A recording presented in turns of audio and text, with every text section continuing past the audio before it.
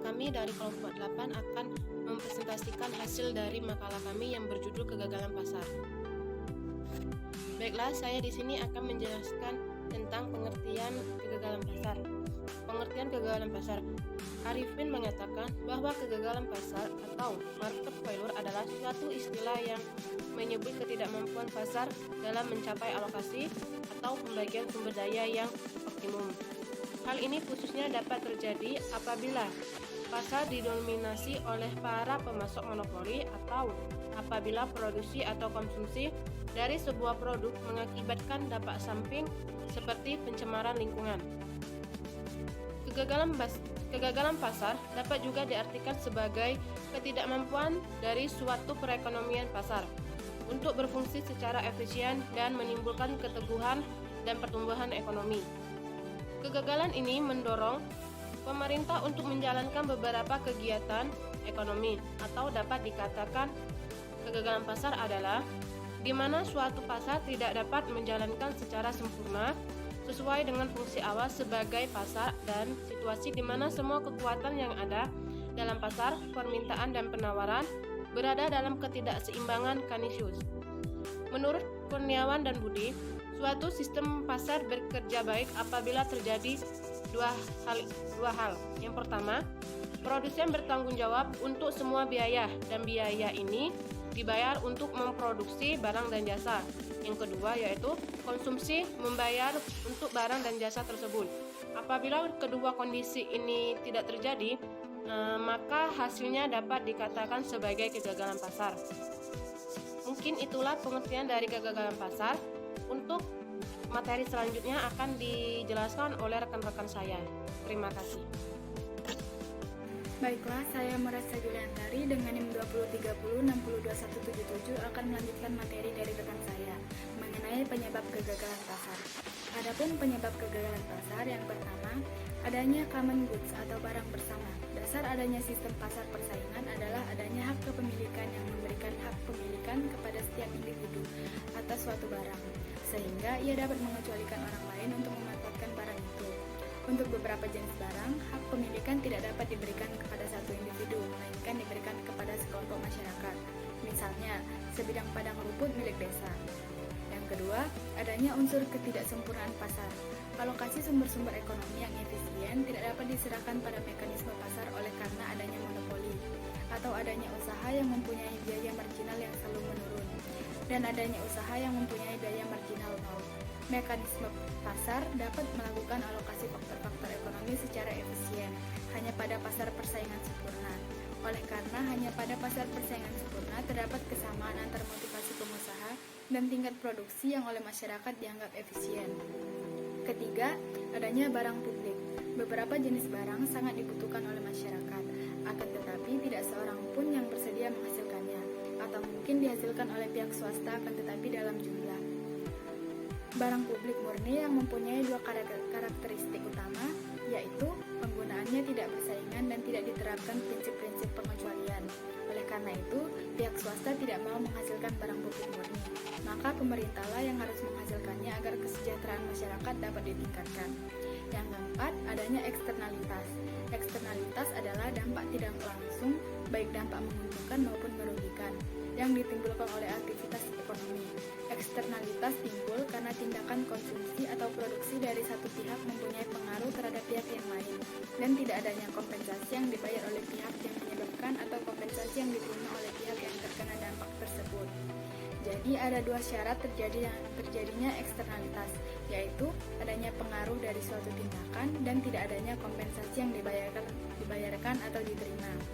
Yang kelima, adanya pasar tidak lengkap. Suatu pasar dikatakan lengkap apabila pasar tersebut menghasilkan semua barang dan jasa yang biaya produksinya lebih kecil daripada harga yang mau dibayar oleh masyarakat. Karena ada jenis jasa yang tidak diusahakan oleh pihak swasta dalam jumlah yang cukup walaupun penyediaan jasa tersebut lebih kecil daripada apa yang mau dibayarkan masyarakat. Seperti ini disebut pasar tidak lengkap. Yang keenam, adanya kegagalan informasi. Pada beberapa kasus masyarakat sangat membutuhkan informasi yang tidak dapat disediakan oleh pihak swasta. Misalnya saja perkiraan cuaca. Para petani, pelaut sangat membutuhkan informasi mengenai perkiraan cuaca. Akan tetapi tidak ada pihak swasta yang menyediakan informasi mengenai perkiraan cuaca. Dalam hal ini, pemerintah harus menyediakan informasi perkiraan cuaca yang sangat dibutuhkan oleh masyarakat. Baiklah, itu saja yang dapat saya sampaikan. Materi selanjutnya akan disampaikan oleh rekan saya. Saya Kemas Muhammad Rizky Prayuda dengan NIM 2030602198. Saya akan melanjutkan materi yang telah dibacakan oleh teman-teman saya. C. Tujuan dan bentuk-bentuk campur tangan pemerintah. 1. Tujuan campur tangan pemerintah. Bincang-bincangan mekanisme pasar yang baru dijelaskan di atas menimbulkan kebutuhan akan campur tangan pemerintah dalam perekonomian. Berdasarkan kelemahan-kelemahan dari mekanisme pasar seperti yang diterangkan, dapat mengambil kesimpulan bahwa tujuan dari campur tangan pemerintah adalah untuk A.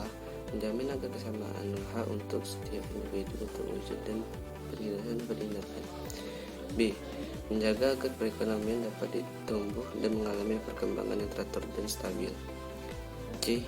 Mengawasi kegiatan-kegiatan perusahaan, terutama perusahaan-perusahaan besar yang dapat mempengaruhi pasar agar mereka tidak menjalankan praktik-praktik monopoli yang merugikan. D.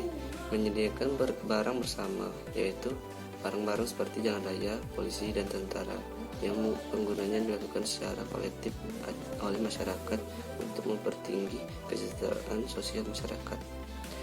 2. Bentuk-bentuk campur tangan pemerintah. Sekiranya keterlibatan pemerintah dalam kegiatan ekonomi dapat dibedakan dalam 3 bentuk: membuat peraturan, menjalankan kebijakan fiskal dan moneter, dan secara langsung melakukan kegiatan ekonomi. A. Membuat peraturan-peraturan. Tujuan pokok dari peraturan-peraturan pemerintah adalah agar kegiatan ekonomi dijalankan secara wajar dan tidak merugikan halayak ramai. Sebagai contoh, peraturan mengenai syarat-syarat kerja kepada para pekerja di sektor industri adalah dibuat menjamin agar para pekerja diberi gaji, upah, dan tunjangan lain yang wajar serta tidak ditindas majikan. B. Menjalankan kebijakan fiskal dan moneter. Kebijakan fiskal adalah strategi dan langkah-langkah pemerintah dalam pengeluarannya dan dalam sistem dan cara mengumpulkan pajak. C. Melakukan kegiatan ekonomi secara langsung. Kegiatan-kegiatan yang biasa dilaksanakan oleh pemerintah dengan tujuan untuk mengurangi keuntungan per orang dan maksimum keuntungan sosial adalah kegiatan pengangkutan kereta api, listrik dan telepon, dan perusahaan jasa pos. D. Penyebab ketidaksempurnaan bekerjanya pasar dan solusinya dalam Islam. 1. Ketidaksempurnaan bekerjanya pasar. Menurut Pusat Pengkajian dan Pengembangan Ekonomi Islam atau P3I 2009, ketidaksempurnaan pasar disebabkan oleh hal-hal berikut ini. A. Penyimpangan dan struktur. Struktur atau bentuk organisasi pasar akan mengganggu mekanisme pasar dengan cara sistematis dan struktur pula. Struktur pasar yang dimaksudkan adalah monopoli, duopoli, oligopoli, dan kompetisi monopolistik. B. Penyimpangan tidak terstruktur. Selain itu juga terdapat faktor-faktor yang insidental dan temporer yang mengganggu mekanisme pasar.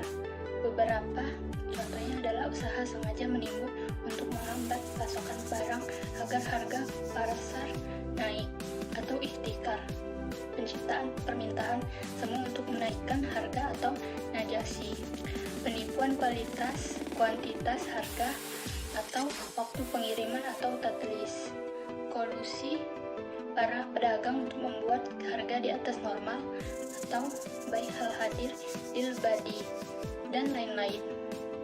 C. Ketidaksempurnaan informasi. Ketidaksempurnaan pasar juga disebabkan karena ketidaksempurnaan informasi yang dimiliki para pelaku pasar. Informasi merupakan hal yang penting sebab yang menjadi dasar bagi pembuatan keputusan. 2. Solusi Islam terhadap